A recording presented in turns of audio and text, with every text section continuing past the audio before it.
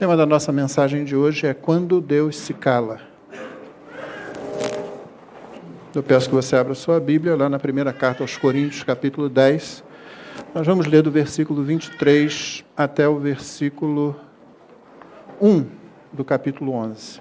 Então, 1 aos Coríntios 10, 23 a 11, 1. Deixa eu explicar para você porque nós temos esse tema, quando Deus se cala. Você já viu aqueles pais e mães que protegem o filho de tudo? Protegem a filha de tudo? Fazem como uma bolha, ficam com medinho de que a criança vai sofrer um trauma, de que ela nunca vai mais ser a mesma, seja lá o que ela seja, o que ela tenha sido nos 8 meses de idade, 1 ano de idade. Cercam de tal jeito que a criança fica meio abobalhada depois, se for criada assim. Eu conheci gente assim. Um caso mais sério que eu conheci assim foi na família do meu pai, com quem eu nem tinha muito contato. Mas um primo, em não sei que grau, que era meio abobalhado. Ele já era bem mais velho do que eu. Quando a mãe dele faleceu, infelizmente faleceu, ele mudou. Virou outra pessoa. Foi o comentário que se fazia. Aquele garoto era meio bobão. E aí a mãe faleceu. E de repente ele viu outra pessoa. Um cara mais ou menos normal. Sabe? Aquela super proteção, aquele negócio todo, não pode, porque se não sei, porque se sofreu alguém falar um pouco mais alto ou qualquer coisa assim. Deus não faz isso com a gente. Deus não está criando filhos bobões, embora haja muito bobão por aí na igreja. Deus cria homens e mulheres. Homens e mulheres que se pareçam com o filho dele. Por causa disso, Deus às vezes se cala. Há certos assuntos sobre os quais Deus não fala, e Ele espera que os filhos dele estão crescendo em maturidade e sejam capazes de decidir, com aquilo que aprenderam dele, com o que conheceram dele. O texto que temos diante de nós é um texto desse. Você vai se lembrar que Paulo começou lá no capítulo 8, no versículo 1, a responder uma questão. A gente pode comer coisas sacrificadas aos ídolos? Como é que a gente faz isso? Paulo disse, o problema de vocês é outro. Então vamos começar pelo problema de vocês, o problema da maturidade de vocês. Aliás, é uma situação, irmãos, que a gente precisa manter na primeira carta aos Coríntios o tempo todo. Nós estamos lidando com uma igreja imatura. É uma igreja, há crentes de verdades ali, mas há muitos crentes imaturos. Quando chegar na questão dos dons espirituais mais à frente, lembre-se, aquilo ali é resultado de uma igreja matura. A mesma igreja que no começo dizia, eu sou de Paulo, sou de Pedro, sou de Apolo, eu sou de Cristo. A mesma igreja que deixou de realizar, estava deixando de fazer um ato de disciplina num pecado escandaloso dentro da igreja. A mesma igreja no capítulo 6 que tinha gente querendo levar o irmão diante do tribunal lá, tribunal dos incrédulos. A mesma igreja que no capítulo 7 tem problemas com o casamento, com gente propondo assim, olha, tem uma solução, ninguém mais tem intercurso sexual, nem no casamento. E a mesma igreja agora está apresentando esse problema aí de coisas sacrificadas aos ídolos. Lá na frente, ou daqui a pouco no capítulo 11, quando a gente falar sobre a atitude correta de homens e mulheres no culto. E mais adiante, quando chegarmos então sobre os dons espirituais, porque é assim que geralmente é conhecido aquele texto, e por aí afora, e no capítulo 15 sobre ressurreição, enfim, lembre-se, o tempo todo nós estamos lidando com os mesmos crentes.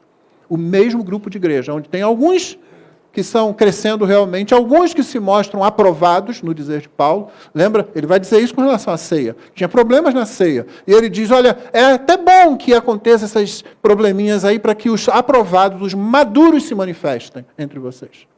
Mas tem um grupo muito grande de imaturos.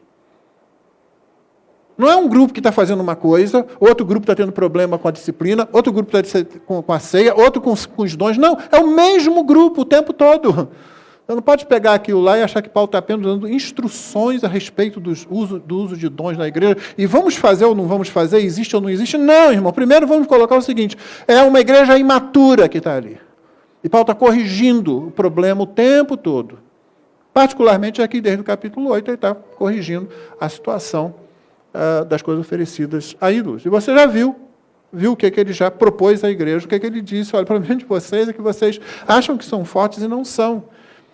O conhecimento que vocês dizem ter de Cristo, aquele conhecimento está inchando vocês, mas o amor que devia fluir de vocês, do modo como Cristo amou, Amou aquele amor que é amor em verdade, que é amor sério, que é amor que se sacrifica, que é amor que não é conivente com o erro, com o pecado. Isso não está desembocando no ambiente de vocês, na comunhão de vocês, de modo que vocês acham que podem fazer o que querem. Então, ao invés de Paulo dizer simplesmente sim ou não, ele vai conduzindo essa discussão, como nós vimos, passando pelo capítulo 8, passando pelo capítulo 10, mostrando no capítulo 9 um exemplo dele mesmo. Olha como eu abro mão. E não é de comidinha, não estou abrindo mão lá no churrasquinho, não, que seria uma coisa óbvia de se fazer em prol do outro. Estou abrindo mão do meu dinheiro, estou abrindo mão do meu sustento, estou abrindo mão de poder pregar o evangelho o tempo todo. Estou trabalhando uma parte do tempo e pregando a outra parte do tempo para que o evangelho não sofra dano. E no capítulo 10 ele começa dizendo, vocês viram Israel? Israel foi abençoado, Israel comeu o maná do céu, Israel experimentou a água no deserto o tempo todo, Israel foi batizado em Moisés, na nuvem, no mar. E aí o que aconteceu? Deus não se agradou da maioria deles, caíram no deserto. E aí o Senhor disse para eles, olha, não veio tentação sobre vocês que não fosse humana. Tá? Vocês podem vencer isso. O Senhor abençoa vocês, Ele dá o escape no meio da tentação, no meio da provação, Ele está com vocês. Deus se envolve nas nossas tentações, Deus é o principal envolvido nas nossas provações, irmãos. Provação, eu disse nessa mensagem que preguei, eu disse, não é quando Deus está longe, não, é a gente que está se afastando, mas Deus está perto, Ele está indo atrás da gente. Você está empurrando Ele porque você quer pecar. Mas Ele está ali perto, Ele está pronto ali. E aí, finalmente, nós vimos, na mensagem passada, a respeito da comida no templo. E Paulo disse um ressonante não. Fujam da idolatria. Como ele tinha dito anteriormente, fujam da imoralidade sexual. Não tem o que discutir. Não é uma coisa assim que Deus se calou. Deus falou abertamente, fujam da idolatria. Envolver-se com idolatria, envolver-se com demônios, é abrir a porta para os demônios, é dar acesso aos demônios para dentro da sua vida. E não é daquele jeito que falam por aí, não, quando eles falam de batalha espiritual e maldição hereditária. Não tem nada disso, é muito pior que isso. Quem dera fosse um ritualzinho, quem dera trouxesse os irmãos aqui, olha, confessa os pecados do teu trisavô. O teu tataravô fez um pacto lá e agora a gente tem que trazer isso. Por isso eu vou fazer uma regressão mental. Você vai voltar lá no útero da sua mãe e de que forma eu não sei, você vai conseguir alcançar o seu tataravô. E aí você vai falar umas palavrinhas e pronto. Ó, que maravilha. Gente, isso era tranquilo. Isso era fácil. Não. O envolvimento com demônios é aquele que causa a identificação. A comunhão leva à identificação. E a identificação com demônios traz a correção divina. Paulo terminou o texto dizendo assim, vocês vão realmente buscar briga com o Senhor, vocês são mais fortes que o Senhor, não provocar o ciúme do Senhor. Nós somos mais fortes do que Ele. Então Paulo deu um sonoro não. Mas agora ele vai tratar de assuntos em que Deus se cala. Aqueles assuntos em que Deus quer ver a gente agindo como crentes que estão crescendo, que estão maduros. Há muitos assuntos assim, irmão, sobre os quais a Bíblia não fala, mas ela não deixa a gente sem direção. Deus não fala sobre aquele assunto especificamente, como o que nós temos aqui, mas não deixa a gente sem caminho sólido. Não deixa a gente sem base sólida. Só o crente que, ou de um lado, não aprende, porque não é ensinado, porque não quer aprender, ou o crente que ignora. Aprende, mas ignora. E vamos lembrar que Paulo não está falando nada novo aqui para eles, não. Paulo passou 1 ano e meio em Corinto, pregando a palavra, ensinando a palavra. O que ele fez em Éfeso, certamente ele fez ali, pregar de casa em casa. Mas pregar de casa em casa não é visita pastoral como tem hoje, não, tá? Não é Paulo indo lá na casa encontrando papai, mamãe e 2 filhinhos, não. Pregar de casa em casa significa Paulo ir na casa de alguém e encontrar lá o pai, a mãe, os filhos, os escravos agregados, os aliados políticos e muitos outros. É por isso que ele encontrava esses grupos, os que eram partidários dele, os que eram partidários de Pedro, os que eram partidários de Apolo. Essas casas em Corinto se dividiam assim. Mas certamente Paulo foi pregar para eles, durante aquele período que ele esteve lá plantando a igreja. E a igreja era composta de judeus e era composta de gentios. É preciso que a gente tenha tudo isso em mente. E, de alguma forma, tornou-se uma igreja com sérios problemas de maturidade. Então, Paulo não está ensinando nada novo. Paulo está, na verdade, trazendo aquilo que ele tinha ensinado.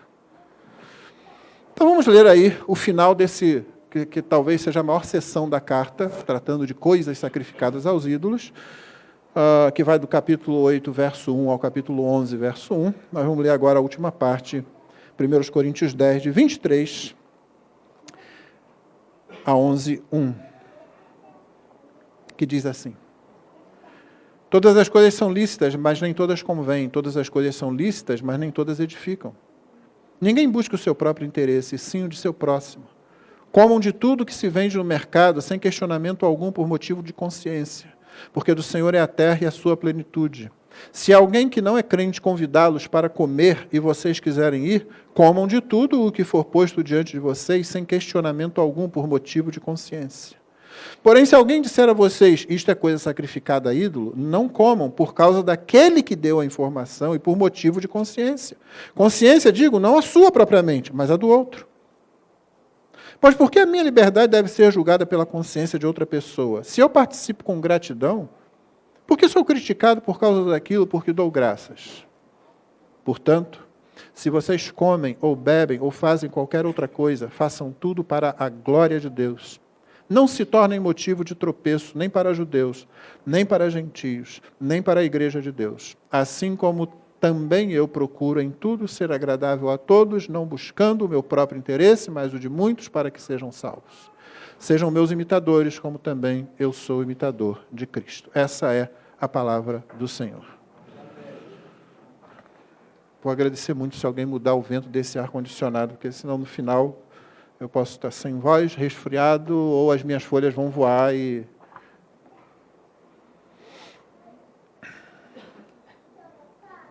Olhe para o irmão que está ao seu redor.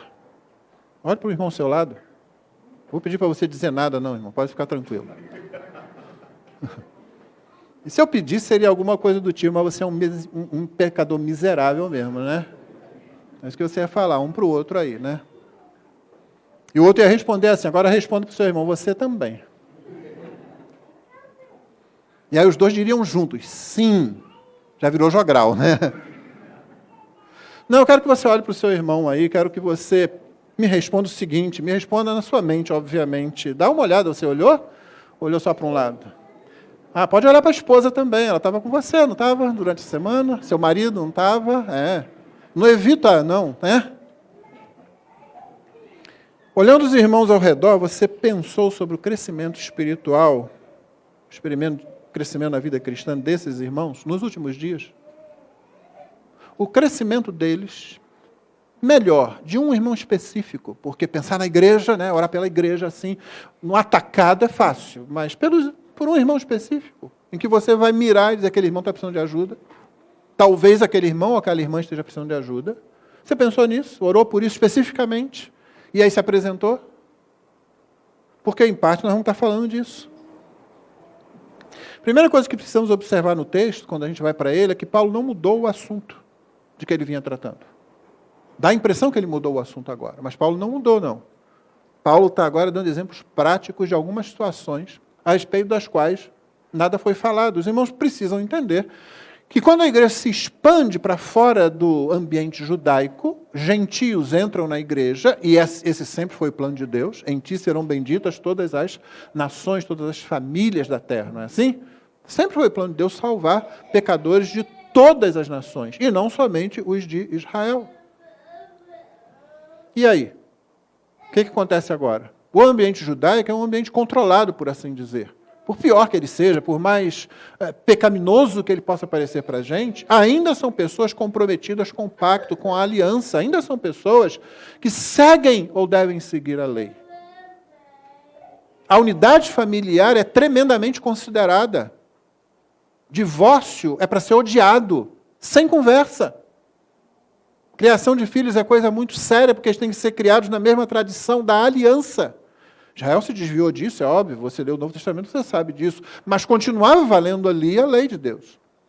Isso é tão sério que quando Paulo chegava numa cidade, ele procurava uma sinagoga, porque ele dizia, esses aqui saberão do que eu estou falando, e aí vão me ajudar a pregar para os outros. Como aconteceu em Corinto, acontecia às vezes, o pessoal rejeitava, aliás, acontecia várias vezes, o pessoal rejeitava, mas alguns se convertiam. E alguns não-judeus também vinham. Em Corinto, o principal da sinagoga se converteu. E aí Paulo fez o quê? Se mudou para o único lugar que estava disponível, para a casa dele, ao lado da sinagoga. Não era uma provocação, mas era o lugar que surgiu inicialmente. A Bíblia não fala dos outros lugares, das outras casas, que ao longo do tempo foram se convertendo. E a igreja foi se formando, composta de todas essas casas, que eram, como eu descrevi há pouco. Então, agora você tem outras dificuldades. Você viu, com relação ao casamento, uma dificuldade que dificilmente ocorreria no ambiente judaico. Agora você tem uma pessoa que se converte, mas o cônjuge não se converte. E agora, esse adorador desses deuses aí egípcios, desses deuses romanos, desses deuses gregos, eu durmo com ele, eu durmo com ela, eu continuo casado, nossos filhos, qual é a condição deles? E Paulo diz, continua casado, é um incrédulo que se separa, não um crente. Mas esse era um problema relativamente novo acontecendo. E aqui acontece um outro problema também, que nunca aconteceria no ambiente judaico. Coisas sacrificadas a ídolos. O que a gente faz com isso? O judeu respondia, mas nem de perto, aí nem pensamento, nem de longe, de jeito nenhum. Mas e agora? Qualquer pessoa numa cidade como Corinto estava acostumada a ir no mercado e comprar uma coisa que ela sabia, muito provavelmente, 99,9999% das vezes, foi sacrificada num templo. E agora você tem uma igreja formada por judeus, com aquele pensamento que eu descrevi, e gentios. E nos dois grupos você tem pessoas que poderiam ser consideradas maduras ou fortes, imaturas ou fracas, ou aquelas que são fracas por causa da sua vivência anterior, seja o judeu, vivendo dentro daquela tradição toda, e agora vai ficar meio confuso, sendo um novo convertido, que veio do ambiente gentílico de Corinto, acostumado também com toda aquela situação que ele via acontecer nos templos, e agora poderia ficar confuso. Ele é um novo na fé. Essas coisas precisam ser levadas em conta, irmão, quando nós olhamos para uma carta como 1 Coríntios, senão vai acontecer o que tem acontecido, a confusão que acontece em muitas igrejas, seja com relação à ceia, seja com relação à disciplina, seja com relação a coisas sacrificadas a ídolos ou à idolatria, seja com relação aos dons espirituais. Então, Paulo não mudou de assunto. O que Paulo está fazendo aqui é dando exemplos bem práticos. Ele é bastante solícito nisso, e não deixar a igreja sem uma orientação prática. Só que aqui nós não estamos vendo um legalismo de sim ou não, nós estamos vendo a palavra de Deus. Quando começamos no primeiro versículo, eu peço que você esteja com ele aí, porque o que eu vou fazer é passar por cada versículo e depois fazer algumas poucas aplicações. Todas as coisas são lícitas, mas nem todas convêm. As duas palavras que o texto tem, elas serão muito importantes para a gente compreender. Todas as coisas são lícitas, mas nem todas edificam. Você está vendo que Paulo está repetindo uma frase que os coríntios usavam, que lá no capítulo 6 foi citada com relação à imoralidade sexual. Aqui, ele generaliza um pouco mais, porque lá está escrito assim, todas as coisas me são lícitas, e aqui ele tirou o pronome. Ele generalizou mais, todas as coisas são lícitas, é o que eles diziam, porque eles estavam ampliando mesmo a situação. Paulo diz, nem todas convêm, nem todas edificam. Convém é uma palavra que significa útil, proveitoso, alguma coisa que ajuda, é esse sentido dessa palavra. Não é simplesmente uma coisa conveniente, é uma coisa que manda para frente. Sabe que qualquer pessoa aqui que já fez um trabalho acadêmico, já recebeu talvez, ou pode ter recebido do seu orientador a seguinte palavra, eu já tive que falar isso para aluno, cara, usa aquilo que move o teu trabalho para frente, aquilo que coopera, aquilo que é proveitoso. Esquece essa discussão, eu sei que você quer discutir o universo todo nessa sua tese aí de que o melhor pudim de leite é aquele que não tem furinho. É uma tese horrível, errada. Mas fazer o quê? Tem gente que pensa assim, né? Fazer o quê? E você quer discutir física quântica nesse negócio? Não, esquece isso, é isso aqui. É isso que você tem que ter em mente. Todas as coisas podem ser lícitas, ou eram na cabeça de alguns, mas elas não são proveitosas, elas não ajudam. E se não ajuda, ela atrapalha. Na vida cristã, na Bíblia, é assim. Quando a Bíblia aponta uma coisa, ela está falando para você evitar o que está na direção contrária. Quando a Bíblia diz que uma coisa não pode, ela está falando para você fazer aquilo que está na direção contrária. E nem todas as coisas edificam. Essa palavra é muito séria. Ela faz parte da teologia da igreja no Novo Testamento. Ela não existe no Novo Testamento, senão para representar edificação mesmo, de casa, de concreto, né, de tijolo, ou do que quer que fosse que eles utilizassem naquele momento histórico, ou quando não é esse uso, então ela se refere à edificação do outro. Ela nunca se refere à autoedificação. Isso não existe no Novo Testamento. Né? A gente pensa sobre edificação, você pensa sobre essa construção da vida do outro, a gente pensa nesses termos.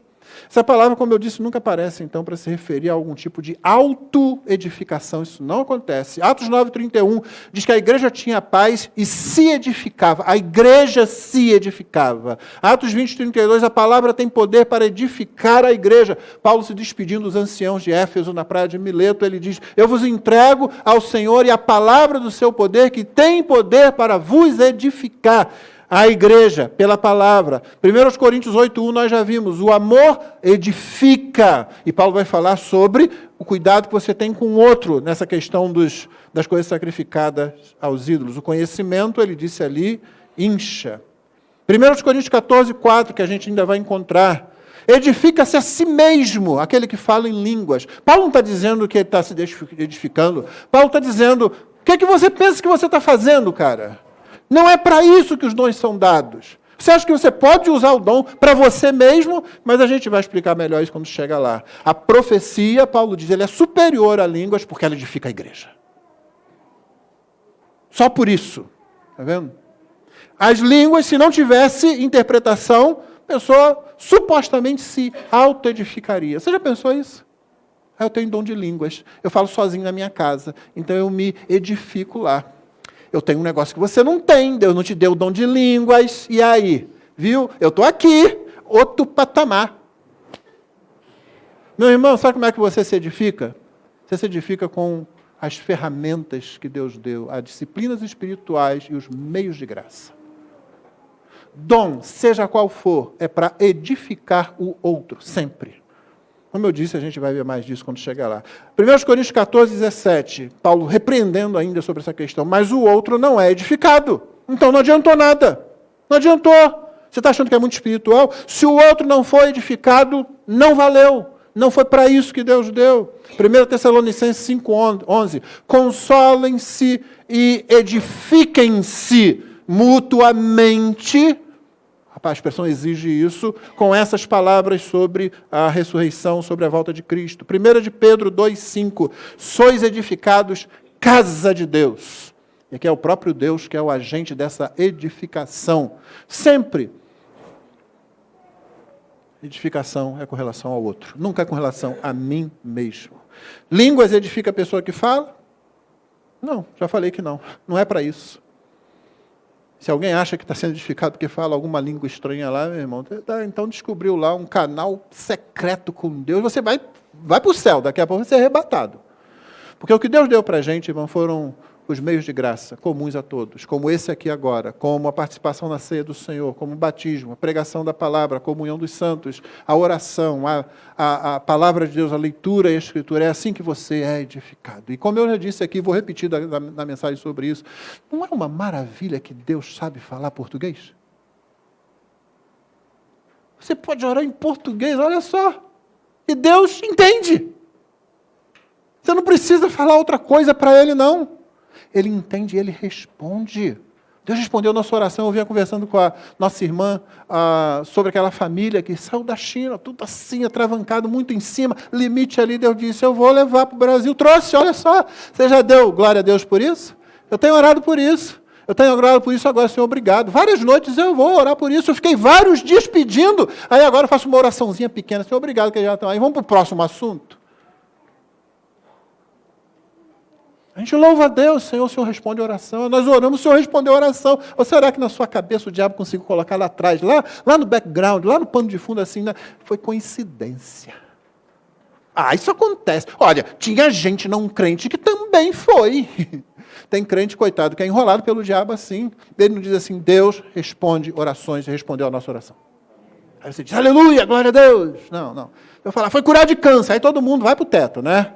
Mas esse negócio aí que parece um negócio, não. Mas alguém carimbou um negócio, outro carimbou outro, deram lá. Não, Deus responde orações. Meio de graça. Ainda no verso 23, irmãos, o egoísmo ele não é recompensado. É isso que Paulo está ensinando aí. A própria pessoa não aproveita nada. Também não edifica, não ajuda o próximo. Daí não ajuda o corpo de Cristo. Edificar é sempre usado para o trabalho em benefício da outra pessoa, nunca em proveito próprio. Quando não é assim, quando você diz assim, tudo me é lícito, não estou interessado se está ajudando, se está edificando ou não, você também não é edificado, não é ajudado, você não anda 1 centímetro para frente na sua vida cristã. É isso que Paulo está dizendo para a igreja dos Coríntios. Tudo é lícito. Eu sei, eu tenho conhecimento, eu sou bom, estudei teologia reformada, batista bíblica. Eu posso. Paulo está dizendo, você não caminhou 1 milímetro para frente. Porque nem tudo que você diz que é lícito convém. É proveitoso, é útil, ajuda realmente. E nem todas as coisas que você diz que são lícitas, elas edificam. E se não edificam o corpo, você está ficando para trás. O que você fez essa semana, meu irmão, para edificar o corpo de Cristo? Como você usou, seja lá o que Deus tem dado a você. Fica aí perguntando, qual é o meu dom? E aí vai para a lista da Bíblia, lá achando que essas listas aqui são exaustivas. Sabe o que é exaustivo? Exaustivo é assim, não tem mais nada além disso aqui. Não, Deus capacita a igreja com várias coisas. É você olhar para si mesmo, o que eu sei fazer? Eu vou usar isso para abençoar um irmão, uma irmã, a igreja, o corpo de Cristo. O que você fez essa semana? O meu dom de ministério de pastor não é usado para mim. Eu não cresço por causa do meu dom de ministério, não, irmão. Certamente eu sou abençoado com o estudo da Bíblia. Mas isso é o que todo crente tem que fazer. O pastor, às vezes, se vê naquele cargo. Eu ouvi um colega meu dizer na conferência da Fiel que ele descobriu que ele era crente. Porque ele tirou um ano sabático, aquele ano que eu nunca tirei aqui, né? Um ano sabático. Aquele ano que você não quer nem ouvir da igreja. Você não sabe. Você só vai saber que morreu alguém quando você volta. Cadê o irmão? Foi para o céu. Fizeram o enterro dele direitinho? Fizemos. Tá bom, acabou. Aí ele estava lá, você não tem que pregar, você não tem que fazer nada. Ele descobriu que ele era crente, porque todo dia ele ia lá para debaixo de uma árvore, lá, abria a Bíblia e lia. Aí um dia ele acordou assim, eu sou crente mesmo. Porque eu não preciso pregar, não estou precisando pregar. Não estou precisando aconselhar ninguém, não estou precisando coisa nenhuma. Eu estou lendo porque eu sou crente, porque crente lê a Bíblia, olha só que maravilha. Tem muito pastor que não sabe se é crente ou não, porque a leitura dele é sempre leitura por causa do serviço dele. Mas, enfim, eu não cresço por causa do meu dom. O meu dom de pastoreio, de mestre da palavra, de pastor, isso dado por Deus, reconhecido pela igreja, é usado unicamente para vocês. E para qualquer pessoa que se aproxime. Eu cresço porque eu leio a Bíblia, eu cresço porque eu oro, eu cresço porque participo do culto. Eu cresço porque peço a Deus para me falar com as mensagens que eu mesmo prego. E de vez em quando sou abençoado com a mensagem que outros pregam. E graças a Deus, atualmente, eu posso ir à internet, colocar lá uma mensagem e ouvir de vez em quando. Mas o dom é para a igreja. E a igreja cresce. E eu cresço. Como sou abençoado com os irmãos que foram amadurecendo ao longo dos anos, com as conversas, que vão fazendo aquilo, arranhando a cara um do outro. Porque é bonito dizer, né, como um amigo afia o rosto do outro amigo e tal. Não, é arranhar a cara mesmo, tá? Para a gente entender, porque senão parece ficar muito bonito, a gente fica assim, que negócio, deve ser como? Deve ser aquelas coisas que você não gosta de ouvir às vezes. Mas quando você ouve, você diz, o Senhor está me instruindo. Então o egoísmo não é recompensado. No versículo 24 ele diz, ninguém busca o seu próprio interesse, sim o do seu próximo. Nós não gostamos disso, irmão. Nós não gostamos, simplesmente não gostamos disso, que ainda vai colocar o outro em primeiro lugar. Nós não queremos saber disso, não. Negócio de interesse do próximo. Não, da minha família. Só se for de casa e olhe lá. Nosso pecado luta contra isso, como luta contra os meios de graça, como luta contra as disciplinas espirituais. Um puritano disse que, se você quiser saber realmente que você está no caminho bom, é aquilo que você não quer fazer na sua vida cristã. Orar, vamos orar. Não quero orar, não quero gastar tempo em casa orando. Eu já oro no culto. O culto é tão bom, não é para isso, né? Porque eu me camuflo, eu escondo. Todo mundo ora, eu estou orando, viu? Eu estou orando. Aqui, Senhor, estou aqui. Chega em casa, tem outras coisas para fazer que eu quero fazer. Tem muito tempo para dedicar a isso. Lê a Bíblia. Não, também não. O interesse do outro, do próximo. Esse aí então está lá no fim da lista. O interesse do outro, o melhor interesse do outro.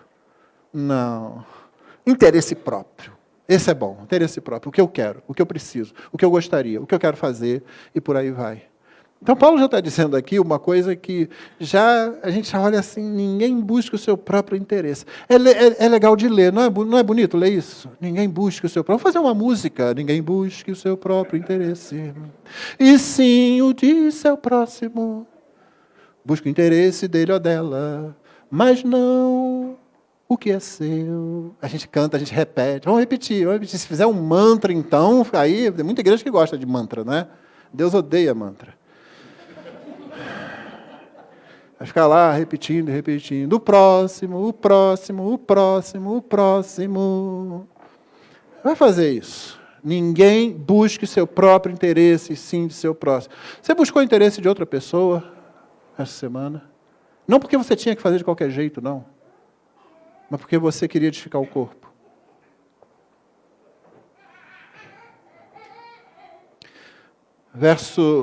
A Bíblia está cheia disso. Romanos 15, 2. Porquanto cada um de nós agrade ao próximo no que é bom para a edificação. Filipenses 2, 4. Não tendo em vista somente seus próprios interesses, mas também os dos outros. Mateus 22, 39. O Senhor Jesus, naquilo que já foi citado aqui hoje. Ame o seu próximo como você ama a si mesmo. Romanos 13, 10. O amor não pratica o mal contra o próximo. Portanto, como vimos, o cumprimento da lei é o amor.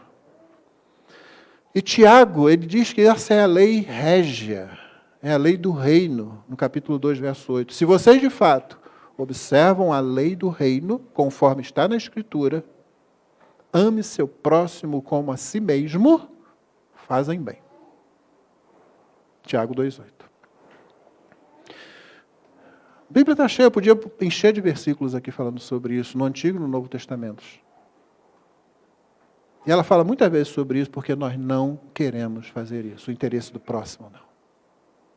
Sacrificar pelo próximo, nem depois de convertidos, irmãos. A gente faz isso com facilidade, é uma luta, a gente vai crescendo. Obviamente, a gente vai amadurecendo e a gente começa a fazer isso. É por isso que existe algo bom no envolvimento com o trabalho da igreja, com o trabalho da igreja local, principalmente.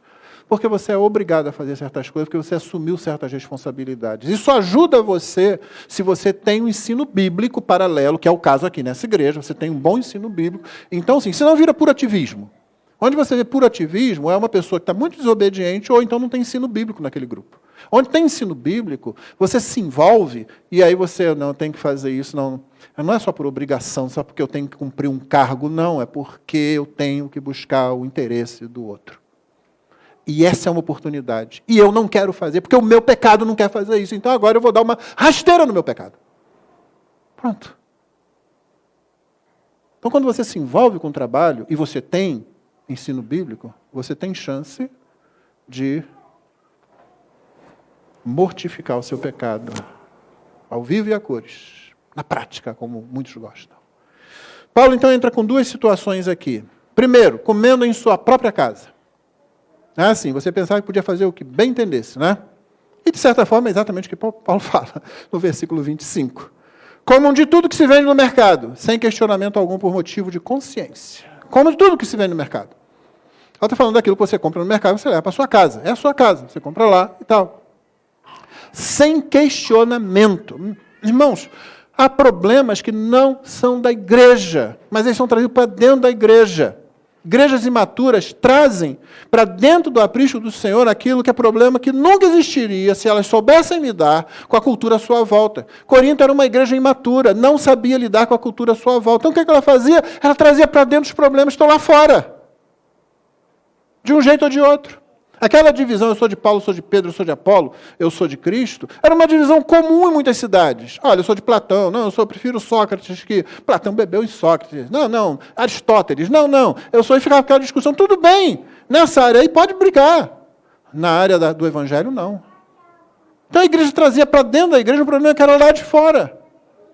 No caso de Corinto, tanto os judeus como os gentios que faziam parte da igreja ofereciam esse perigo. Os judeus, porque eles tinham sido convertidos, mas eles tinham toda aquela tradição ali. Você sabe como isso deu problema. Basta ler Atos 15, para ver que a igreja se reúne com os anciãos, a igreja reunida, toma decisões a respeito de como a igreja vai conviver no seu interior, como vão conviver judeus e gentios. Olha, os gentios, tenta não fazer isso, dá um jeitinho daquilo ali. Aquilo não resolveu. Não resolveu o problema. Aquilo foi para aquele momento, está no livro de Atos, aquele livro de transição, lembra? Não resolveu tudo, mas deu uma ajudada. Abençoou a entrada, o começo, o início da entrada de gentios na igreja. É dito que quando aqueles que saíram de lá foram levando cópias da carta lá do chamado Concílio de Jerusalém para as várias igrejas que já haviam sido formadas, quando chegava lá os gentios liam, ficavam alegres, davam louvor a Deus. Eles se alegravam. Então nós vamos poder ter comunhão com esses irmãos, ainda que eles não façam certas coisas que nós fazemos. Pior do que trazer os problemas que são de fora, que os gentios estavam acostumados com alguma coisa, os judeus antes estavam acostumados com alguma coisa, e agora, trazer essas complicações todas que terão que ser resolvidas na igreja, pior do que isso é trazer as soluções. É quando você traz a solução de fora para dentro para aqueles problemas. Como, por exemplo, aconteceu em 7.1, onde alguém disse lá, olha, é bom que o homem não toque mulher. Está resolvido o problema da imoralidade sexual. Você vai lembrar a resposta de Paulo? Paulo disse, gente, é o contrário, é o oposto disso. Cada homem possua sua própria mulher, cada mulher possua seu próprio homem, que é justamente para evitar esse negócio. Se a igreja de Corinto fosse só de gentios, irmãos, o problema de comida sacrificada a ídolos e vendida no mercado, esse aí, provavelmente nunca teria surgido. Eles iam lá e iam comprar e pronto. Eu já aprendi que isso aí não é nada, tal. Mas talvez judeus na igreja fossem aqueles que seriam os fracos. E nessa igreja aqui você tem que entender isso. Nessa igreja vai acontecer um problema desse, porque você tem judeus e gentios. Você tem dois grupos realmente que têm dificuldade de se mesclar. Dificilmente nós encontramos isso em nossas igrejas. Nós já somos... Dá uma olhada à sua volta. Nós já somos um povo mesclado. Mas isso acontece ainda em outros grupos. E às vezes acontece em nossas igrejas porque alguém resolve criar problema. Mas olha a sua volta. Nós deveríamos ser o último dos povos para ter esse tipo de problema. Então, Paulo diz, olha, sem questionamento, por causa da consciência. Ele vai mais falar sobre a consciência daqui a pouco, então a gente volta a isso. Inclusive daqueles que são fracos por algum motivo. É simples. Você pode comprar coisa no mercado, sim. Não é? Você vai lá e não pergunta nada. Não fica assim, essa picanha aí foi oferecida a algum deus aí, Apolo, talvez... Não, vai lá e compra picanha. Não dá aí essa peça de picanha. Tem uns irmãos aqui que são assim, né? Vai lá, pega logo a peça toda. Dessa peça aí. Olha, eu acho que, irmão, essa peça, o camarada, fala para o açougueiro, essa peça aí, é porque a peça, você já cortou, eu quero levar, tal, e embrulha. Enquanto isso, deixa eu te falar de Jesus aqui, que aí você fica falando, ele não fala nada. Ao invés de entrar naquele problema, é isso que Paulo estava dizendo para ele. Sem perguntar. É muito prático. Não pergunta, por causa da consciência. Que aí vai entrar a questão, talvez da consciência sua, se você for esse grupo fraco, ou da consciência do outro mesmo, que ele vai tratar daqui a pouco. Não é muito prático isso? Você vai condenar o Apolo? Não, pastor. Tem que perguntar. Tem gente que quer ser mais santa que Deus. É interessante, porque Eclesiastes diz, olha, não seja demasiadamente justo, demasiadamente santo. Isso é aquele pessoal que quer ser mais santo que Deus. É o legalista. Não tem que perguntar. Tem que saber sim. Temos que examinar tudo até... Meu irmão, quando você começa a fazer isso, você vai ter que fazer isso com cada milímetro da vida. E ninguém sobrevive a isso. A gente passa a ser juiz dos outros e a gente mesmo não vai conseguir suportar o peso que a gente está colocando sobre... Vamos virar fariseu, porque era isso que os fariseus faziam. Atravessavam o oceano para fazer um prosélito, depois tornavam 2 vezes mais mais filhos do inferno do que eles mesmos. Isso foi Jesus que falou para eles. Aí o verso 26 é um verso central aqui. E ele é central mesmo. Ele está entre um assunto e outro, porque Paulo tratou de comendo em sua própria casa, e o segundo assunto é comendo na casa dos outros. Olha só, etiqueta para você ir na casa dos outros. Paulo vai dizer para você qual é o talher que você usa primeiro, qual a taça de vinho, ou a taça ou o copo de água, ou a taça de conhaque. E você está perguntando, por que pode estar falando em conhaque e vinho?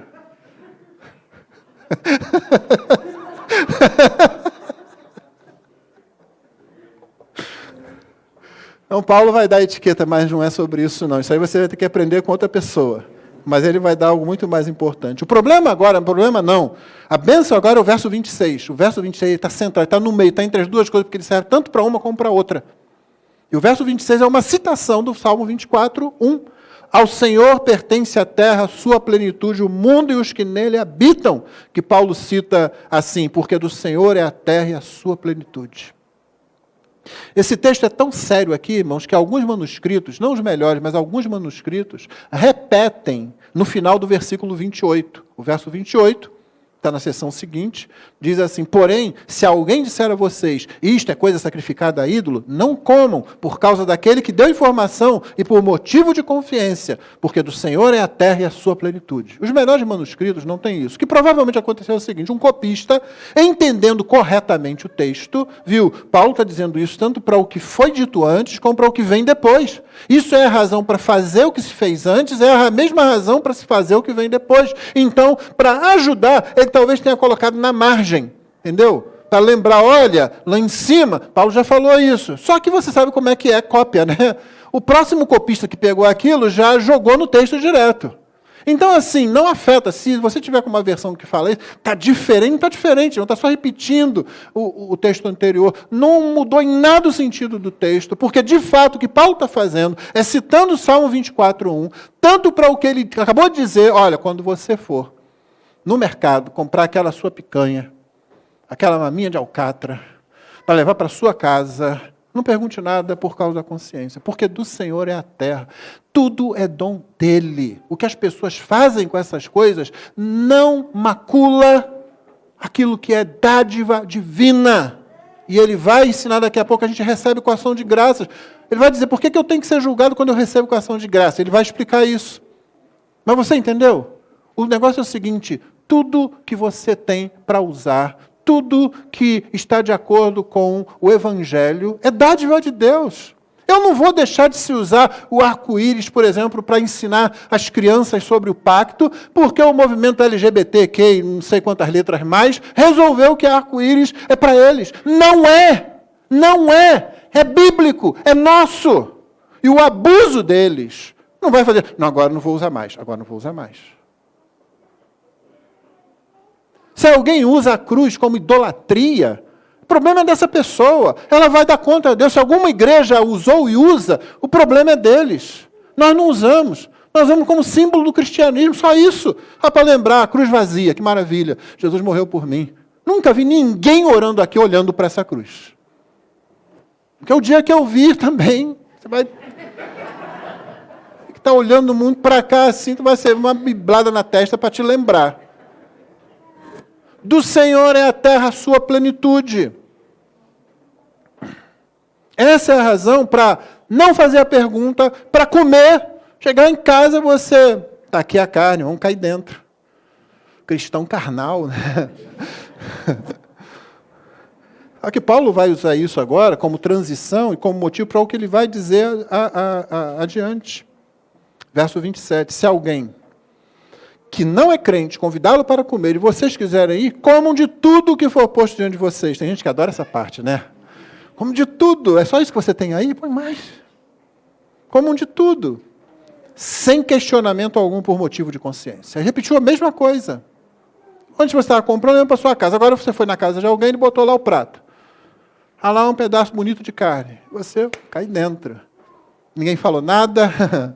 Eu dou graças a Deus, não estou na minha casa, é a casa de um adorador, sei lá o quê. E até ele poderia fazer isso. E você pode sempre fazer isso em qualquer situação, irmão. No Brasil você pode fazer, você pode perguntar, posso orar? Eu posso dar graça para essa refeição? Aquele almoço de família que tem um monte de gente que não é crente, que nem pensa fazer isso, né? Que logo cai para... Irmão, dar graças a Deus é reconhecer que do Senhor é a terra e a sua plenitude. Claro que você pode transformar esse momento de ação de graças antes de uma refeição num ritualismo frio. Mas se alguém está fazendo isso, eles vão dar conta, vão prestar contas a Deus. Que você faça diferente. Que você faça pergunta. Não diz que perguntar não ofende? Posso dar graças por essa refeição? Não. Tá bom, pronto. Acabou. Mas na maioria das vezes que as pessoas fazem assim, claro, pode sim, tal. Às vezes até pede. E se pede, você ora. Se você sentir que o ambiente necessita uma explicação, explica para eles o que você vai fazer aquilo. Vamos dar graças a Deus porque do Senhor é a terra e a sua plenitude. Tudo que está no mundo pertence. E Ele nos dá essas dádivas. E agora nós podemos fazer isso aqui como amigos ou como família. Nós podemos experimentar isso. Pensa em quanta gente não pode fazer isso. Pensa em quanta família está aí destruída, eles não se reúnem nem para uma refeição juntos. E uma coisa gostosa é que tem a família reunida para uma refeição. Mesmo quando tem não crente presente. E você dá testemunho. Não foge deles não, dá testemunho. Mas ninguém falou nada. Então tá lá, não vou perguntar nada também. Pode aparecer um legalista ali. O cara chato esse, né? Pronto para comer a minha picanha, aí o verso 28. Porém, se alguém disser a vocês... Isso é interessante, quando Paulo fala aqui, isto é coisa sacrificada a ídolo, ele literalmente usa uma palavrinha que significa sacrificada no templo. E não tem templo de igreja aqui, tá, irmão? Templo, no Novo Testamento, é só templo de ídolos. A igreja só vai ter templo lá para o século IV. A palavra que ele usa é uma palavra que um gentio usaria. Normalmente ele não usa isso, ele usa aquela palavra que ele usou lá, o termo grego que está por trás daquela tradução lá em capítulo 8, verso 1. Quanto às coisas sacrificadas a ídolos. Essa palavra que ele usa aqui, ela se referia especificamente à carne. É uma coisa que foi sacrificada, que foi morta num templo. Então, se chega alguém e diz, se alguém que não é crente convidá-lo, verso 28. Porém, se alguém disser a vocês, isto é carne sacrificada a ídolo, que seria a tradução mais literal do termo. Isso foi morto no templo. Você já estava lá com... né? Tinha posto... no meio do caminho... ai, que coisa. Isso podia ser um outro irmão que fosse judeu e que levantasse a questão. Paulo está dizendo, a partir de agora, né, o irmão que gosta de carne, gosta de um churrasco, quer chegar para o irmão dele, irmão, aqui, Paulo está dizendo, não pergunta nada. Tá? Você não quer comer, não coma. Não come, é só dizer, não, eu não vou comer os legumes aqui. Ok. Mas não pergunte nada, Paulo está dizendo ali, se alguém convidar, vamos lá na casa daquele não crente prepara um churrasco muito legal, né? Então você veio do judaísmo, eu não. Eu já entendi o que Paulo disse. Quando chega lá, irmão, se ele não falar nada, não pergunta. Segura a onda. Podia ser um gentio fraco também. Pegasse lá, quer dizer, um gentio que se converteu, né, e é novo na fé. Esse é o gentio fraco. O que passa dessas coisas é judeu, teve toda aquela tradição que está arraigada numa criação, tal, é uma situação. É uma pessoa que acabou de se converter? Essa é uma situação. Agora, é um crente que está na igreja há 10 anos e quer controlar a vida dos outros, você diz para ele, você precisa crescer, irmão. Você precisa crescer. Você não é fraco na fé, não. Você é um legalista que quer controlar a vida dos outros. E Paulo vai falar isso em Romanos 14. Daqui a pouco a gente vai ler só um trechinho para você ver que Paulo trata desse assunto. Isso não estou inventando, não. É Paulo que fala. Briga com ele quando chegar no céu. Então, se alguém disser isso é coisa sacrificada aí, não comam. Por causa da consciência daquele que deu a informação. Ele usa essa palavra aparentemente para mostrar que quem falou isso, talvez em alguma situação que realmente tenha ocorrido ali, e que foi relatada para ele, ou que ele já tinha visto acontecer antes, provavelmente foi um gentio, que não é convertido, não, mas que faz isso inclusive para testar a fé, e inclusive para testar a convicção do cristão. E muitas vezes eu e você somos colocados nessa situação. Pessoas que fazem questões, perguntas, colocam a gente em situação, você vai fazer isso, você vai fazer aquilo, para provar a fé, para testar se a gente realmente para simplesmente ver a gente numa sinuca de bico. Só que não tem sinuca de bico aqui, Paulo já deu a situação. Para quem não sabe, sinuca de bico é aquela que fica lá no cantinho da mesa e você não tem como, dificilmente vai conseguir fazer a sua jogada sem atingir uma bola que você não pode atingir. Né? Ou seja, para entender a mensagem, você tem que jogar sinuca.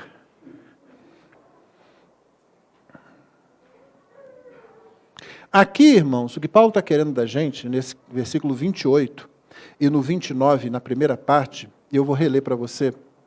Porém, se alguém disser a vocês, isso é coisa sacrificada a ídolo, não comam, por causa daquele que deu a informação, não a sua propriamente, a sua consciência, e por motivo de consciência. Consciência, digo, verso 29, não a sua propriamente, mas a consciência do outro. Aqui o que nós temos é todas as coisas são lícitas versus... E essa é a pergunta que Paulo quer que faça, que você faça, que eles fizessem, que nós façamos. Por que ele disse ou perguntou isso? Por que chamou a atenção para a minha fé? Porque é isso que aquela pessoa está fazendo. Quando uma pergunta é feita assim, o que você tem que perguntar é, será que eu posso, será que eu não posso? Ou partir para essa situação aqui, todas as coisas me são lícitas, posso fazer o que eu quiser. O que Paulo quer que eles perguntem aqui é o seguinte: por que essa pessoa está chamando a atenção nessa situação, que seja qual for, para o que eu creio, para a minha fé, para aquilo que eu confesso como sendo a minha fé? É isso que tem que estar. O que leva a outra pergunta, mais importante: como ficará Jesus com a minha resposta? Como que Jesus vai ficar? Você entendeu? A questão não é como, não como, posso comer. Poxa, eu estava doido para comer essa gordurinha da picanha, meu Deus do céu. E agora esse irmão foi perguntar isso, esse gentil vai perguntar. Não! A questão é, por que chamou a atenção para isso agora? Por que está fazendo referência a isso? E como Jesus vai ficar aqui nessa situação? Você entendeu? Não tem sinuca de bico, não tem nada. Não, você está bem colocado. E você sabe, do Senhor é a terra, a sua plenitude. O Senhor me dá muitas coisas. Tudo que Ele dá é bom. Se eu recebo com ações de graça, não tem problema nenhum. Então, eu posso deixar de comer. No primeiro, eu ia no açougue, não perguntava nada, levava para casa e comia. Na segunda situação, eu chego lá, se ninguém falar nada, eu como. Se falar, eu não como, porque do Senhor é a terra e a sua plenitude. O Senhor me abençoa com muitos bens, o Senhor me sustenta. Tudo que Ele dá é bom. Isso que Ele dá é bom, mas a consciência desse aí está com algum problema. Então, o que aconteceu para você agora? Surgiu uma boa chance de você evangelizar. Que boa chance de evangelizar. Você não come. Você não come. Não, então não vou comer não. Está sacrificado. Por quê? Seu Deus é fraco e não sei o quê. Então o que foi sacrificado? Seu Deus não resolve? Não, mas Deus resolve tudo isso, na verdade. Eu podia comer livremente, porque essa carne aí não tem nenhum problema. A não ser que você não preparou ela direito. Mas é você que vai ficar confuso. É você que não vai entender. Não, eu estou brincando, não. Se você estivesse falando sério, se você pensasse outra coisa, não tivesse alguma semente de verdade aí na sua consciência, você não teria falado nada. Deixa eu falar para você por que eu não vou comer. E agora você pode anunciar Jesus para essa pessoa. Eu não vou comer por causa da sua consciência, por causa de você. A minha está tranquila aqui. Quando é uma coisa que Deus diz não, e é errado, e é pecado, você diz não porque o meu Deus disse isso. Abre a Bíblia e cita. Quando é uma coisa que Deus diz, faça isso, você diz, eu estou fazendo isso porque meu Deus ordenou. O que é que vocês vão pregar o evangelho para outras culturas? Tem os deuses dele, meu Deus ordenou. Ele comprou pessoas de toda a terra, tribo, nação, língua, e tem gente dele lá, eu vou buscar essas pessoas, ele ordenou. Então não estou interessado no que você pensa sobre isso. Ele mandou, acabou. Quando Deus se cala sobre uma situação dessa, e surge a situação, você já sabe o que você tem que fazer. Está preocupado com a consciência do outro. E Paulo vai dizer agora que você se preocupa com a glória de Deus também. Antes disso, abre sua Bíblia em Romanos 14, para uma leitura bem rápida aí. Só de um texto que você pode continuar lendo depois. O título aqui não é muito bom. O título que os editores deram na nossa versão, Tolerância com os fracos na fé, não é. Paulo não está tratando só disso. Não é? Ele está falando tanto para um como para o outro. Olha só. Romanos 14, 1. Acolham quem é fraco na fé, não para discutir opiniões. Acolhe a pessoa, é fraco na fé, é a pessoa fraca na fé, que tem realmente dúvidas de consciência e tal, não aprendeu ainda a Escritura. É uma pessoa nova, de algum jeito. Ela é uma pessoa nova na fé. Essa é a pessoa fraca na fé. Irmão, se alguém está na igreja 10 anos e é catalogado como fraco na fé, você pega o pastor e manda embora. Manda o pastor embora. Cara, você não está fortalecendo as igrejas, as ovelhas de Cristo? Você não está alimentando o rebanho de Jesus? Essas pessoas não estão amadurecendo? Tem um que está pensando isso, outro está pensando aquilo, outro está pensando aquilo outro? Peraí, que negócio é esse? 10 anos e ainda fica com mimimi para isso e para aquilo? Muda o pastor. Ou então, leva a disciplina. Aí, meu filho, você está ouvindo pregação, domingo após domingo, estudo bíblico, culto de meio de semana e tal, e ainda está pensando assim? Você tem algum argumento bíblico para dizer que isso não pode ser feito, ou para dizer que isso tem que ser feito? Abre a Bíblia, mostra aí o argumento bíblico, consistente com a Bíblia toda, não aquele versículo que você arranca do contexto e joga na cara dos outros. Você está entendendo? Esse cara não é fraco na fé. É um legalista ou é um cristão imaturo que quer controlar a vida dos outros, que precisa ser disciplinado. Se ele é cuidado e insiste naquilo, ele tem que ser levado à disciplina. Porque a Bíblia ordena, antes crescei na graça e no conhecimento do Senhor Jesus Cristo. É uma ordem. Pedro escreve isso na sua epístola. Não é assim, olha, se você quiser crescer, tudo bem. Não, tem gente que vai mais devagar mesmo, né? Então, não. Antes crescei na graça e no conhecimento, é mandamento, é ordem. Você tem uma pessoa que está 10 anos na igreja e quer controlar a vida dos outros? Não, irmão. Vai se criar em outro lugar. Agora, o fraco na fé, não. O fraco na fé a gente cuida. Peraí, tá? Irmão, presta atenção nessa situação. Olha, seja sensível a essa situação dessa pessoa. É isso que Paulo está falando. Acolham quem é fraco na fé, não porém para discutir opiniões. Até porque quem está interessado em opinião na igreja, irmão? Se não está interessado na minha opinião, eu não estou interessado na sua, nós estamos interessados no que a Bíblia diz. É por isso que eu disse que aquela pessoa que está um tempão na igreja e fica, não pode fazer isso, tá, mano? Abre aqui. Se você mostrar aqui que não pode fazer isso, não faremos isso. Sem arrancar versículo do contexto dele. Sem arrancar texto da Bíblia inteira. Agora, o fraco na fé, a gente acolhe. Um crê que pode comer de tudo, mas quem é fraco na fé, come legumes.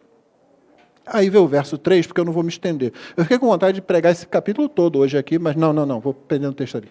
Senão não vai nem dar. Quem come de tudo é o forte na fé, não é? Não deve desprezar o que não come. E se Paulo tivesse parado aí, ele teria criado um grande desequilíbrio na igreja. Você é forte na fé? Pode comer? Posso, irmão. Vamos lá, eu como, eu bebo isso, eu sei que não é pecado e tal. Não despreze aquele que faz de outro jeito. Porém, e o que não come, não deve julgar o que come de tudo, porque Deus o acolheu. Boa discussão. Você não come? Você acha que não deve beber isso ou aquilo? É simples. Não faça. Olha que saída boa. Não faça, mas não julgue aqueles que fazem. A menos que eles estejam fazendo alguma coisa que você possa abrir a Escritura e dizer, meu irmão, você está pecando contra o Senhor. Se você puder fazer isso, então é seu dever fazer. É isso que se faz no púlpito sempre. É isso que se faz em aconselhamento. Olha, irmão, aqui. Agora, opinião, não. Eu acho, que bom que você acha, deixa eu tomar meu copo de vinho aqui enquanto você fala a sua opinião aí. Ela vai entrar por um ouvido e sair pelo outro. Agora, quando você diz, o Senhor diz na palavra dele, aí a gente para e presta atenção. Se o Senhor estiver dizendo, a gente faz ou a gente para de fazer. Se o Senhor não estiver dizendo, a gente fala, meu irmão, você está interpretando a Escritura de acordo com a sua opinião. Vamos aprofundar um pouquinho mais o entendimento? Você pode ler o restante do capítulo, você vê que Paulo trata disso. Ele continua tratando. Mais para o final, ele vai dar especial atenção ao fraco. Ele vai dizer para os fortes, olha, lembre-se que você que é forte, você que entende, é quem sempre pode suportar maior peso. Então, suporte maior peso por aquele que é fraco. Isso é inegociável, tá? Mas o fraco tem que ficar forte, o fraco tem que crescer, o imaturo tem que amadurecer. Porque senão, que igreja é essa que vai pregar? Irmão, quem é fraco na fé, se fica fraco na fé, não prega o evangelho. Não prega o evangelho. Pode pregar qualquer outro negócio, mas não prega o evangelho. Não faz missões. Não resiste a tentações. E não aprende a escolher quando Deus se cala sobre um assunto.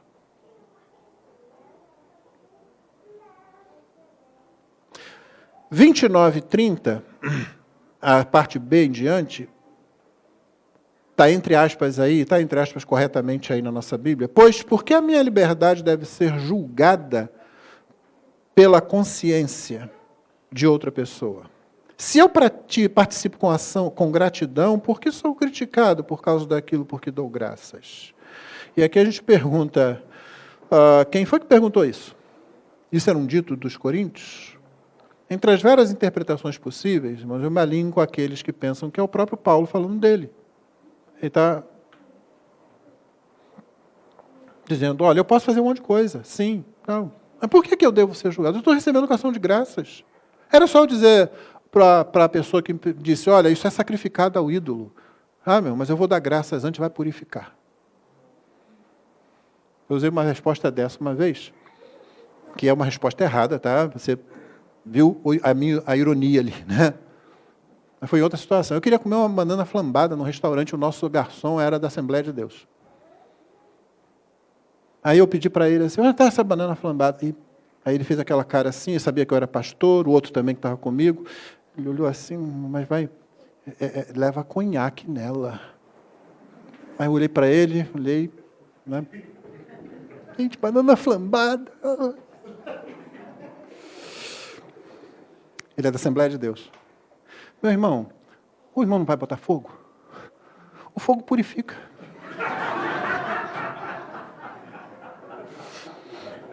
Você está rindo disso? A reação dele foi interessante. Ele, é mesmo? Ele trouxe a banana, tomou o conhaque, tacou o fogo. Pronto. Cheiro suave, vamos comer. O que Paulo está dizendo aqui é o seguinte, se eu recebo com ação de graças, por que eu vou parar de comer? Por que eu não vou comer? Porque eu ia receber com ação de graças. Sim, está ali, o conselho é coisa sacrificada no templo, e eu não dou graças, e eu não. Ele dá a resposta no verso 31 e no 32. Portanto, se vocês comem, ou bebem, ou fazem qualquer outra coisa, façam tudo para a glória de Deus. Isso vai trazer glória a Deus? Eu posso fazer e eu posso não fazer. Essa que é a verdade. Há muitas coisas sobre as quais Deus não fala especificamente, eu posso fazer e eu posso não fazer. A primeira pergunta, isso traz glória a Deus? A segunda questão, verso 32, não se tornem motivo de tropeço nem para judeus, nem para gentios, nem para a igreja de Cristo. Isso vai criar tropeço, isso vai edificar ou não? Isso vai ser conveniente, isso vai trazer vantagem, né, proveito ou não? Essa é outra pergunta a ser feita. A glória de Deus e o amor ao próximo, irmão. É isso que a gente pergunta. Você pergunta como Jesus vai ficar nessa fita aí, nessa fotografia, como ele vai ficar? Como vai ficar o meu irmão, a minha irmã não crente nessa fotografia? Porque eu posso deixar de fazer isso agora. Eu faço depois, faço outra hora, faço quando eu estiver sozinho. Sim, existem coisas que nós fazemos e que serão erradas, serão pecaminosas se você fizer numa determinada situação e não serão em outras, irmão. Essas são as questões sobre as quais muitas vezes Deus se cala. Há questões que não, isso é pecado em qualquer situação, não importa se tiver alguém presente ou não. Há coisas que você tem que fazer em qualquer situação, tenha ou não outra pessoa presente.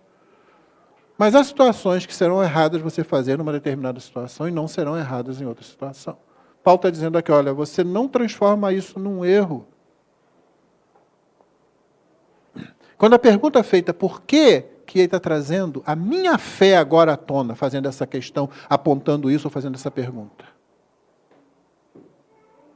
O que eu vou discutir, Paulo diz isso em Romanos 14 também. O meu problema aqui é o seguinte, por que eu vou pegar uma coisa que é boa, uma coisa que eu sei, essa liberdade que eu tenho em Cristo, e vou transformar isso agora em motivo de briga, em motivo de disputa, em motivo de questionamento? Eu não tenho necessidade disso. Do Senhor é até a sua plenitude, Ele me dá demais depois, agora eu simplesmente não preciso disso, porque não preciso mesmo. É o oposto do que Eva fez quando o diabo apresentou a fruta para ela e disse, olha, isso vai dar-te conhecimento, isso vai fazer você igual ao Senhor, vocês serão iguais a Ele, conhecendo o bem e o mal. Ela olhou para aquilo, essa fruta é bonita, essa fruta é desejável, eu preciso disso mais do que qualquer outra coisa. Todas as frutas estavam lá, todas as árvores estavam lá, tudo que Deus tinha dado. Do Senhor é a terra, a sua plenitude, mas o que ela fez? Qual é o princípio básico da tentação na sua mecânica? É fazer com que você diga para você mesmo, eu preciso disso mais do que tudo que o Senhor já me deu. Quando você diz isso, você é fisgado pelo diabo. Não, eu não posso ficar sem isso, eu tenho que ter isso. Eu tenho que ter isso, tem que ter isso agora, o mais rápido possível. Você não pode desistir.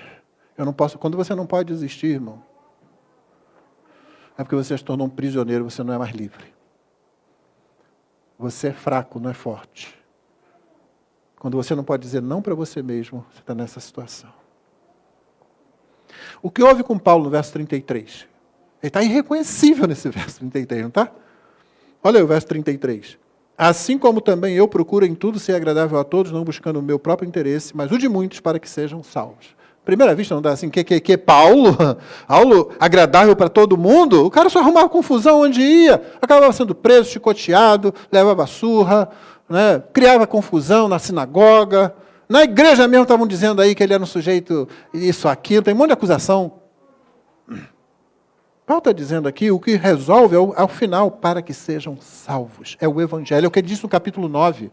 Tudo faço pelo Evangelho, com o fim de ser cooperador, participante dele. Participante no sentido de quem coopera, de quem está trabalhando, quem está sendo proveitoso. É sempre o motivo é esse. É como Jesus vai ficar, como o Evangelho vai ficar nessa fotografia. Então, sim, eu não procuro meu interesse, eu procuro ser agradável a todos. É um banana, né? Um cabeça oca, né? Não. Você sabe que não. Você lê Atos, lê as epístolas, você sabe que Paulo não é nada disso. Talvez a pessoa com mais fortes convicções. Ele diz, em tudo eu vou ser agradável a todos. Não vou buscar o meu interesse, mas o de muitos, o dos outros, para que eles sejam salvos. O que eu puder fazer, as milhas que eu puder andar, os quilômetros que eu puder andar, para que sejam salvos, eu vou fazer isso. O meu interesse fica sempre em segundo, em terceiro plano. E aí, ele dá no primeiro verso, que encerra essa sessão, capítulo 11, verso 1, ele dá de onde ele tirou tudo isso. Qual é a fonte de todo esse ensino? De onde veio todo esse negócio? Ele criou da cabeça dele, fez uma análise da situação, não, ele diz, sejam meus imitadores como também eu sou imitador de Cristo. O que eu estou fazendo aqui, eu que dou graças e digo assim, sim, a minha atitude, a minha liberdade pode ser questionada pela consciência de outros, sim. Por causa da glória de Deus, por causa do outro, da salvação do outro. Eu aprendi isso com Cristo, Paulo podia dizer. Aliás, é o que ele está dizendo quando ele diz, sejam meus imitadores, porque eu estou imitando Cristo. Eu aprendi isso com ele, então vocês podem aprender de mim. Ele é que está fazendo isso. Para terminar, qual é a base, irmão, para alguém se tornar realmente um cristão forte, maduro?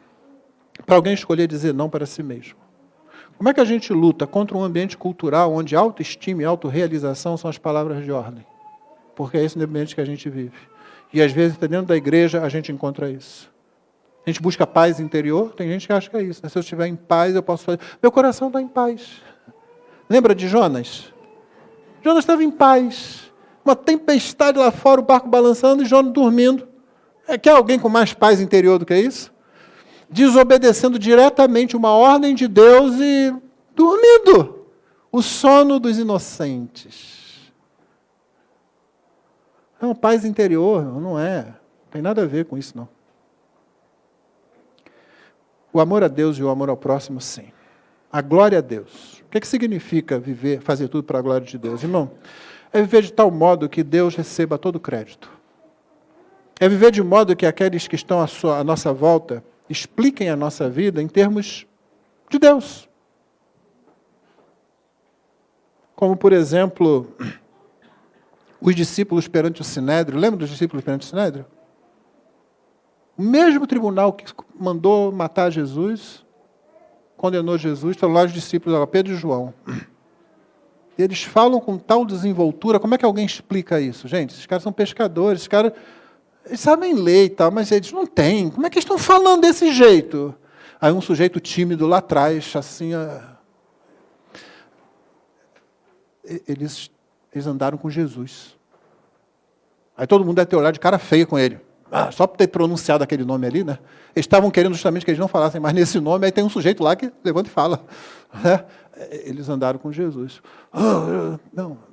Se o cara quisesse desenvolver, tivesse coragem para isso, ele dizia, é a única explicação possível para o modo deles agirem, que eles estavam com Jesus. Viver para a glória de Deus é viver de tal forma que Deus receba o crédito, que a explicação a respeito da gente seja Deus. Que não haja outra explicação, irmãos, a não ser Deus tocou a vida desse homem ou dessa mulher. Isso é viver para a glória de Deus. É viver naquela expressão que os reformadores amavam tanto, corandel, uma expressão latina que significa perante a face de Deus, aquela consciência, aquela autoconsciência da presença de Deus o tempo todo. Deus está aqui o tempo todo, eu vivo na presença dEle. Segundo, o amor ao próximo. A primeira razão, a primeira coisa que faz com que você diga não para você mesmo, com que você seja maduro, com que você seja capaz de responder às questões que surgem. Uma é a glória de Deus, a outra é o amor ao próximo. E só há dois tipos de pessoas no mundo, irmão. Aquelas que conhecem a Deus e aquelas que não conhecem a Deus. As que conhecem a Deus, você as ama para torná-las cada vez mais parecidas com Jesus. É isso que você faz. Que é a própria definição de discipulado. As que não conhecem a Deus, você as ama para que elas sejam salvas, como diz o apóstolo. E ele diz, eu não busco o meu próprio interesse, mas o de muitos, para que sejam salvos. Termino com uma frase de Martinho Lutero. Um cristão é um senhor, perfeitamente livre de todos, não sujeito a ninguém. Um cristão é um servo, perfeitamente obrigado a todos, sujeito a todos. Deus nos abençoe. Vamos ficar de pé, irmãos, para cantar, para orar e cantar ao Senhor.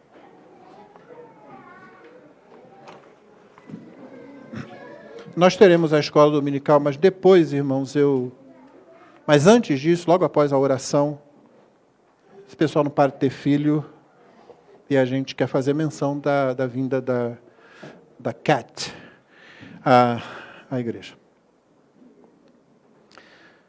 Nós vamos orar, Deus abençoe você que está nos acompanhando, que a palavra do Senhor produza frutos na sua vida. Renovamos o convite para que, estando na cidade do Rio de Janeiro, você venha nos visitar.